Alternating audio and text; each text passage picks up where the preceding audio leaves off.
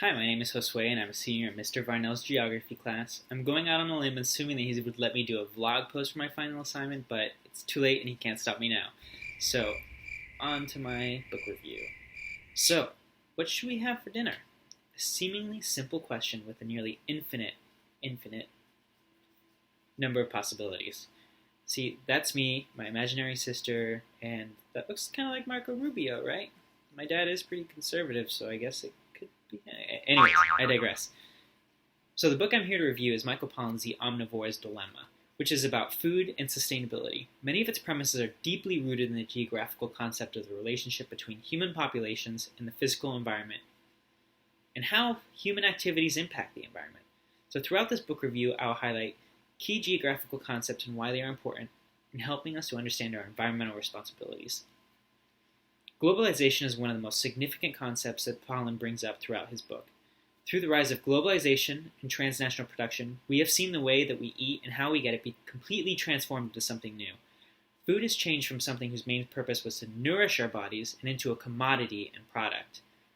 Most alarmingly, we have gone away from a system where energy is derived from the sun and have shifted to one that derives its energy from fossil fuels. Foods are now brands that become more valuable not with higher quality, but with increased processing. Due to the industrialization of food production through monocultures and modern industrial processing, we are now experiencing food surplus beyond what we have ever seen before, and it's having some interesting effects on food economies.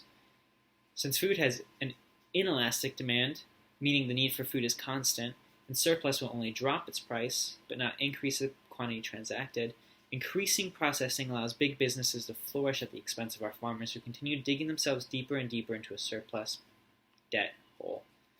See, Miss McNeil, I did learn something from your econ class, even if you did fail me.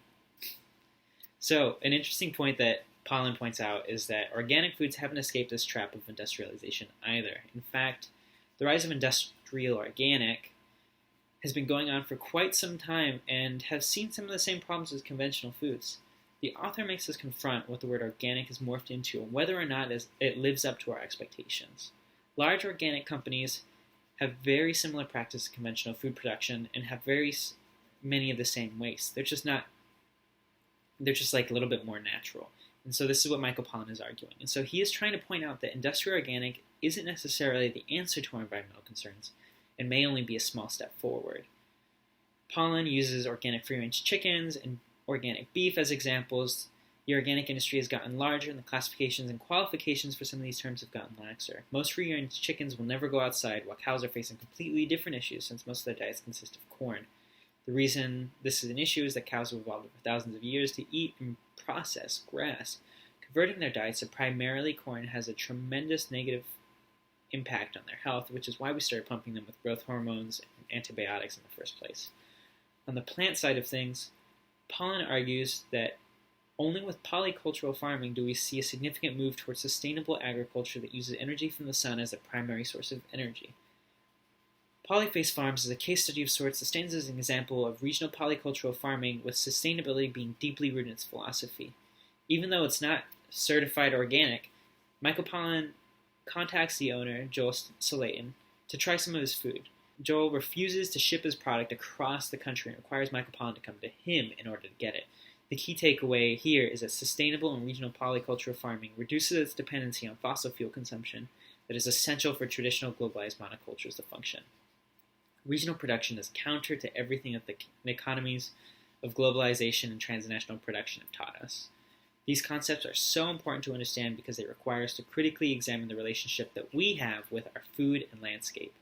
Our deeply globalized food industry with high levels of processing have abstracted what we eat to such an extent that it's impossible to know what we are eating and where it comes from. This alienation reduces our innate responsibility to protect and preserve the world we live in and allows us to exploit natural resources of our planet at the expense of not only the environment, but also ourselves. Thank you.